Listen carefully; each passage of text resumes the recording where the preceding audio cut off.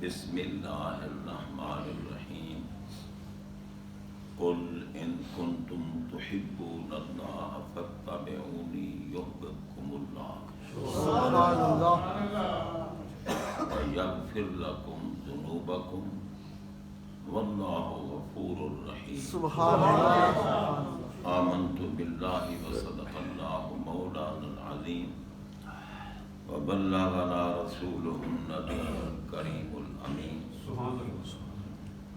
ونحن على ذلك لمن الشاهدين والشاكرين والحمد لله رب العالمين ان الله وملائكته يصلون على النبي يا ايها الذين آمنوا صلوا عليه وسلموا تسليما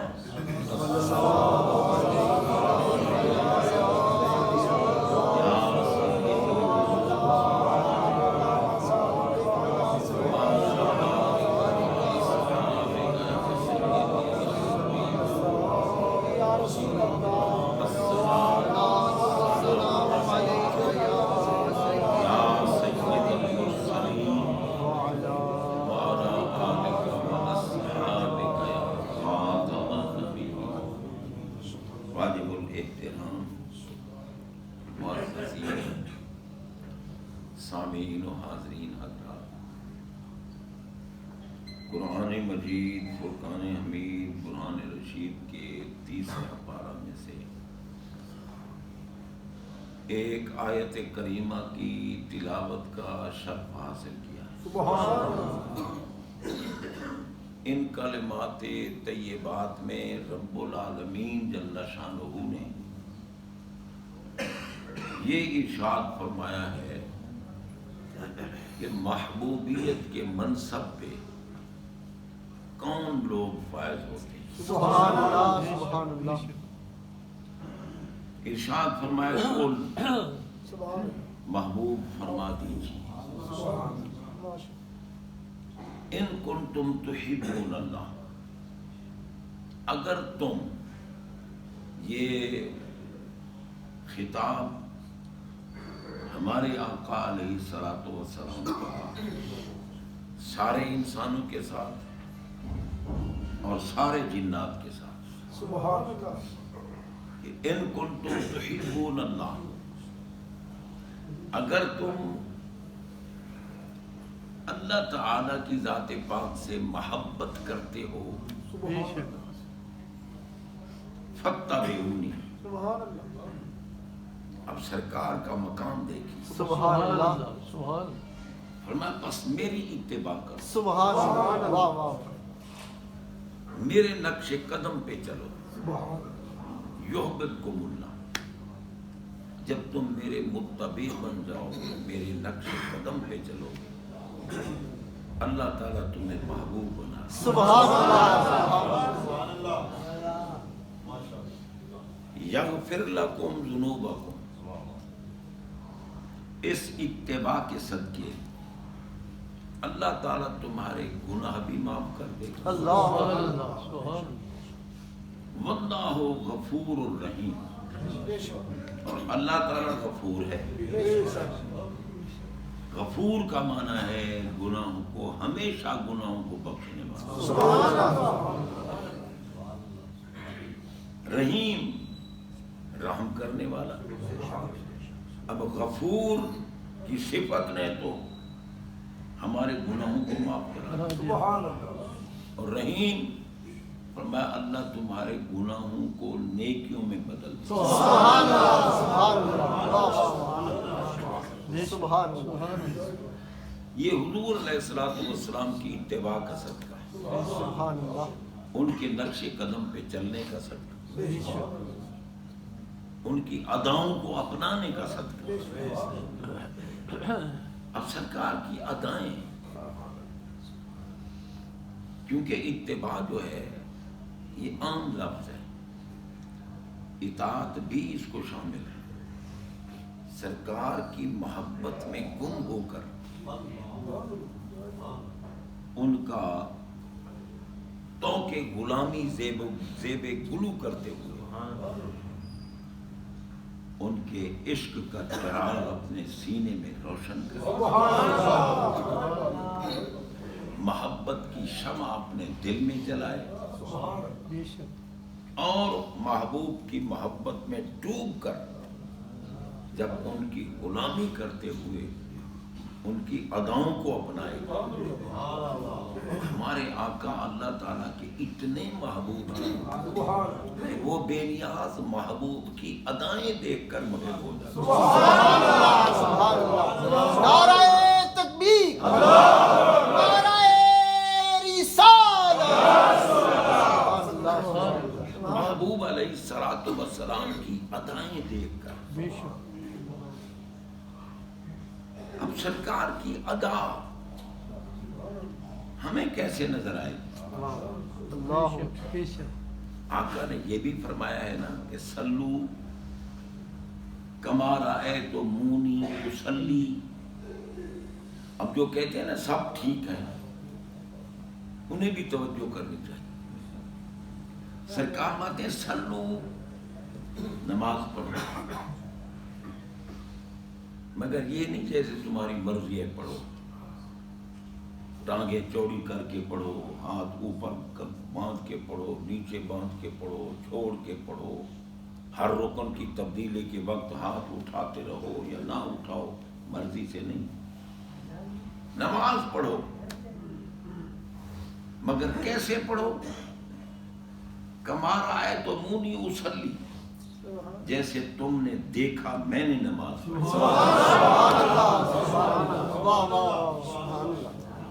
یہ بخاری شریف کی حدیث ہے۔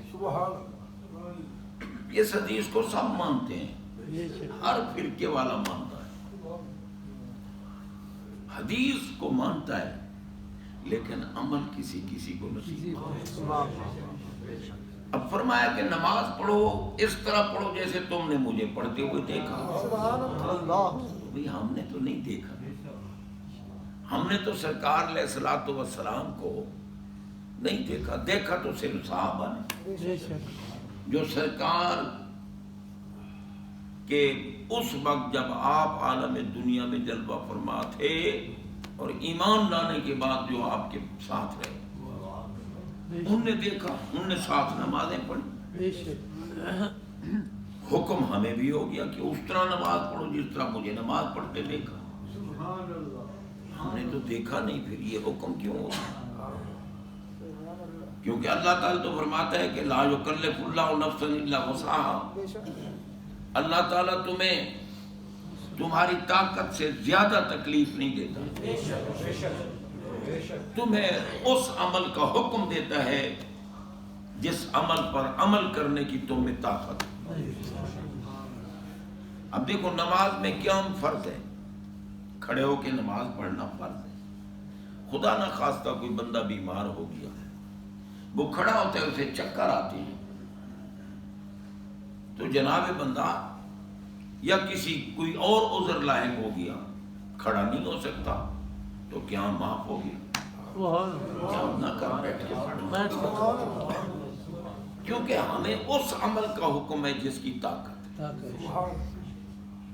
اب زکوٰۃ ہے، آپ دیکھیں بھی تمہارے اخراجات میں سے نصاب کے مطابق بچ جائے، پیسے بچیں، سونا ہے، چاندی ہے، کچھ ہے، نصاب کے مطابق بچ جائے اور جو بچا ہے اس پہ سال گزر جائے، پھر تم پہ زکوٰۃ پڑ، ٹھیک ہے نا، پھر زکوٰۃ پڑ۔ اللہ تعالیٰ نے آسانیاں رکھی ہیں۔ اب سرکار جو فرماتے ہیں کہ نماز پڑھو مگر مرضی سے نہ پڑھنا، اس طرح پڑھو جس طرح مجھے پڑھتے ہوئے دیکھا۔ تو یہ نماز، دیکھی ہوئی نماز کس کو نصیب ہوتی ہے؟ سبحان اللہ، صرف اس کو نصیب ہوتی ہے جو کسی مرد کامل کے دامن سے وابستہ ہے۔ مرد کامل کی بات کر رہا ہوں، دکانداروں کی بات نہیں کر رہا، ٹھگوں کی بات نہیں کر رہا، ہے پیر نماز نہیں پڑھتا، وہ پیر نہیں ہے، وہ خبیث ہے۔ پیر تو ہوتا ہی کامل، پیر تو ہوتا ہی وہ ہے کہ پیر کامل صورت دل الہ، سبحان اللہ، یعنی دیدے پیر دیدے کہ سبحان اللہ، کامل پیر وہ ہوتا ہے جس کو دیکھو اس کی ہر ادا میرے آقا کے تابع ہو، سبحان اللہ، سنت کے مطابق، اور محبت میں ڈوبا ہوا، سبحان اللہ، محبت میں ڈوبا ہوا ہو۔ اگر ذرا بھی میرے آقا علیہ الصلوۃ والسلام کی محبت میں کمی ہے، اس کی نمازیں ٹکرے ہیں، نماز بے شک، اس کی عبادت مردود ہے، مقبول نہیں ہے۔ حضور علیہ الصلوۃ والسلام کی ذات پاک کا حکم ہے، فرمایا ذکر علی عبادت، سبحان اللہ، سبحان اللہ، فرمایا علی کا ذکر عبادت ہے، واہ، چاہے ان کی ذات کا ذکر ہے، صفات کا ذکر ہے، محامد کا ذکر ہے، محاسن کا ذکر ہے، کمالات کا ذکر ہے، جہادات کا ذکر ہے، کسی اعتبار سے زندگی کے کسی پہلو پر ذکر ہے، عظمت و شان کا ذکر ہے، فرمایا علی کا ذکر کرنا بھی عبادت، کرانا بھی عبادت، سننا بھی عبادت، سنانا بھی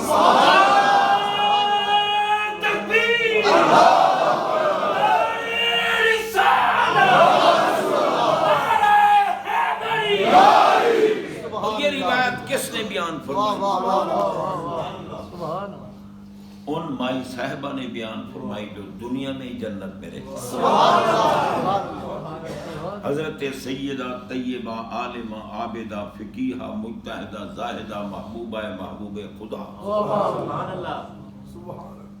عائشہ صدیقہ رضی اللہ تعالی عنہا ام المومنین، جن کے متعلق آقا فرماتے ہیں جبریل ان کی تصویر ریشم میں لپیٹ کر مجھے دکھا کہ اللہ نے آپ کے لیے پسند، سبحان اللہ، اور ان کے حجرے پر ہی ہمارے آقا کا روضہ پاک ہے، سبحان اللہ، سبحان اللہ، اور آقا نے فرمایا ما بین بیتی و منبری روضۃ من ریاض الجنہ، میرے منبر اور میرے گھر کے درمیان یہ ٹکڑا یہ جنت کے باغوں میں سے باغ، سبحان اللہ، اس لیے دنیا ترستی ہے اب جب جائیں مسجد نبوی شریف میں ریاض الجنہ میں، کہتے ہیں چلو 2 نفل تو پڑھنے کا موقع مل جائے، کیونکہ دنیا میں جنت میں چلے جائیں تو اللہ نے دنیا میں جن کو جنت دے دی ہے انہیں آخرت میں جہنم کیا دے گا، مگر پھر بھی اہل ہوں تو اہل،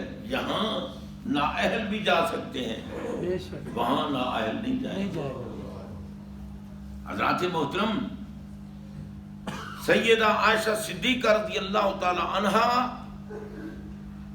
دنیا میں جس حجرے میں رہتی تھی ہمارے آقا میں یہ جنت کا ٹکڑا، وہ فرماتی ہیں کہ رسول اللہ صلی اللہ علیہ وسلم نے فرمایا ذکر علی عبادت، علی کا ذکر کرنا، کرانا، سننا، سنانا، محفل منانا عبادت، سبحان اللہ، سبحان اللہ، اور جسے ذکر علی سے چڑ لگے ہم اس کی پیشانی پہ کالے داغ نہیں دیکھیں، بے شک، ہم تو محبت علی دیکھیں، بے شک، اور پھر ہمارے آقا نے یہ بھی تو صراحتاً فرمایا کہ یحب علی مومن و یبغضہ منافق، اللہ، بے شک، بے شک، اور ایک حدیث میں حسر کے ساتھ، مسلم شریف میں حسر کے ساتھ ہے لا یحب علی الا مومن ولا یبغضہ الا منافق، فرمایا مومن ہی علی سے محبت کرتا ہے، سبحان اللہ، منافق ہی علی سے بغض رکھتا ہے۔ بے شک، تو یار مومن کرتا ہے محبت، اور محبت کا تقاضا کیا ہے؟ من احب شیئا اکثر ذکرہ، بے شک، محبت کا تو تقاضا یہ ہے کہ بس میرے محبوب کا ذکر ہوتا رہے، ہوتا رہے، ہوتا رہے۔ محب کو محبوب کا ذکر پسند آتا ہے، ہمارے آقا کو ذکر علی پسند آئے، اگر کوئی ذکر علی سن کر کے یہ تو رافضیوں کا کام ہے، معاذ اللہ ثم معاذ اللہ اس جیسا منحوس کوئی نہیں. بے شک صرف صورت نہ دیکھا، اے بسا ابلیس آدم روح ہست، پس بہر بس دستے نہ باید داغ دست.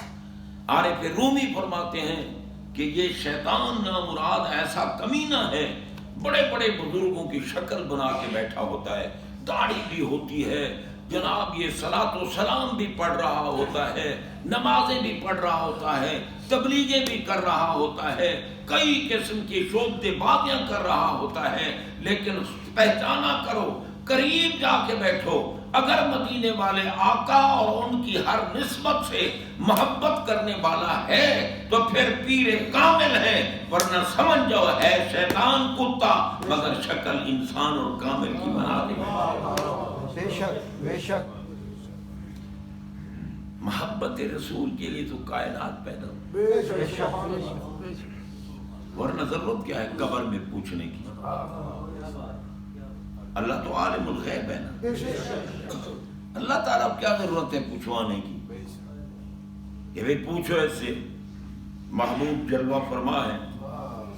اب جب حدیث پاک صراحتاً ہے کہ سرکار ہر قبر میں جسم سمیت جلوہ فرما ہوتے ہیں، ہر قبر میں جسم سمیت، کیونکہ پوچھا جا رہا ہے ما کنت تقول فی ھذا الرجل، ھذا اس میں اشارہ ہے اور اشارہ متقاضی ہے ایسے مشار الیہ کا جو محسوس بھی اور مبصر بھی ہو.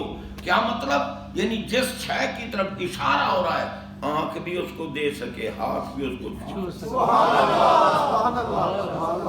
محسوس بھی اور مبصر. اور اگر اشارہ ہے قریب کا جیسے ھذا تو پھر ہوگا بھی قریب. آپ دیکھیں حدیث پاک ہے بھائی، پوچھ رہے نکیرین ما کنت تقول فی ھذا الرجل.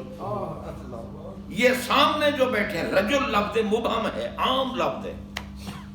آپ جتنے بیٹھے رجل بیٹھے، رجل مرد کو کہتے ہیں، ہم جتنے مرد بیٹھے، تو یہ عام لفظ کیوں استعمال ہوا سرکار کے لیے؟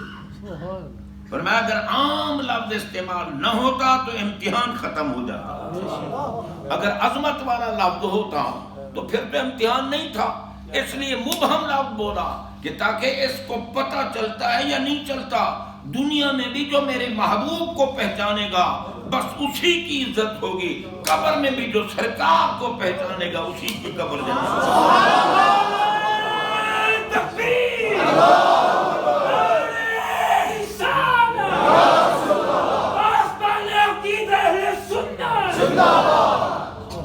اور ہمارے آقا علیہ الصلوۃ والسلام ہر قبر میں جلوہ فرما، اور اللہ عالم الغیب ہے. عالم الغیب اس ذات کو کہتے ہیں جس کا علم ذاتی ہو، کسی نے دیا نہ ہو، ذاتی علم ہو اور قدیم علم ہو اور محیط علم ہو، ہمیشہ سے ہو، ہمیشہ کے لیے ہو، ہر شے کو محیط ہو، اس کے احاطے میں ہو ہر شے، علم ذاتی ہو، وہ ہے عالم الغیب. اس لیے اللہ کے سوا عالم الغیب کوئی نہیں. بے شک ہمارے آقا علیہ الصلوۃ والسلام اللہ کی ذات و صفات کے مظہر ہیں. وہ ان کو اللہ تعالیٰ نے عالم ما کانا و ما یکون بنایا ہے. جو کچھ ہو گیا اس کا بھی علم ہے ہمارے آقا کو، اور جو ہوگا اس کا بھی علم ہے. ملا کو تو بیچارے کو قرآن کی تفسیر نہیں آتی نا، اس لیے وہ کہتے ہیں جی کل کا علم تو کسی کو نہیں. کیوں بھئی دلیل کیا ہے؟ وما تدری نفس ماذا تکسب غدا قرآن میں ہے. بس میں نے کہا یہی ہے تمہاری علم کی جولانی. نہ مرادو تمہیں علم اور درایت کے فرق کا بھی پتہ نہیں. اللہ نے یہ نہیں فرمایا کہ ما تعلم، فرمایا ما تدری. درایت کہتے ہیں گیس کو، علم کہتے ہیں تصدیق کو. سبحان اللہ سبحان اللہ. ما تدری فرمایا کوئی گیس کے ساتھ، اندازے کے ساتھ نہیں جان سکتا کہ کل کیا ہونا ہے. اور جسے میں علم دے دوں کل کیا ہمیشہ کے لیے جانتا ہے. سبحان اللہ سبحان صحابہ کے سامنے نہیں فرمایا تھا ابو بکر فی الجنہ واہ واہ عمر فی الجنہ. ابھی پہاڑ پر گئے, واہ صدیق اکبر ساتھ ہیں, فاروق اعظم عثمان غنی رضی اللہ تعالی عنہ. پہاڑ ناچنے لگا, میرے آقا میں اسکن احد انما علیک نبی و صدیق و شہیدان. سبحان اللہ واہ واہ ابھی تو ساتھ تھے, ان کی شہادتوں کا اعلان پہلے کر. سبحان اللہ سبحان اللہ 10 صحابہ کو فرمایا نا یہ بھی جنت میں, یہ بھی جنت میں. تو ان کو جناب ان کو اشرف بشرا کہتے ہیں. صحابہ نے مبارک دی, یار کمال ہے, تم تو ابھی سے جنت میں. کیونکہ محبوب کا بولنا رب کا بولنا ہے. تو جناب بندہ غور کیجئے, ہمارے آقا علیہ الصلوۃ والسلام نے یہ فیصلہ فرمایا لا یحب علی الا مومن ولا یبغضہ الا منافق. میں اگر ذکر علی سن کر کوئی کمینہ چڑھتا ہے وہ منافق ہے, مومن نہیں ہے. اس کے قیام نہیں دیکھنے, اس کے صوم نہیں دیکھنے, اس کی عبادات نہیں دیکھنی, سب مردود ہیں. جس کو نبی کی پیاروں سے پیار نہیں ہے وہ غدار ہے, وہ مومن نہیں ہے. سرکار کو تو علی سے پیار ہے. میں پھر ہوتی صدیق اکبر علی پاک کو دیکھتے رہتے. کسی نے کہہ دیا کہ آپ تو علی کو ہی دیکھتے ہیں. فرمایا تمہیں سرکار کا فرمان بھول گیا, النظر الی وجہ علی عبادت, علی کا چہرہ دیکھنا عبادت. ساری دنیا ہم سب سمیت ہمارا یہ خواہش اور تمنا ہے کہ یا اللہ ہمیں سرکار کی زیارت ہو جائے. سب سرکار کو دیکھنا چاہتے ہیں اور سرکار حیدر کرار کو لشکر کیا, اوجل ہو گیا تو دعا فرمائی اللہ کی بارگاہ میں, اللہم لا تمتنی حتی ترینی علی. یا اللہ علی جب تک واپس نہ آئے میں دیکھ نہ لوں, مجھے موت نہ دے. اور جب میرے نبی کا محبوب ہو اس کا مقام کیا ہوگا. حضرات محترم, سرکار کی محبت میں ڈوب کر سب کچھ ملتا ہے. بہرحال نماز کی بات کی ہے, ایسے پڑھو جیسے تم نے محبوب کو پڑھتے دیکھا. زندگی رہی تو اگلے جمعہ پہ اس پہ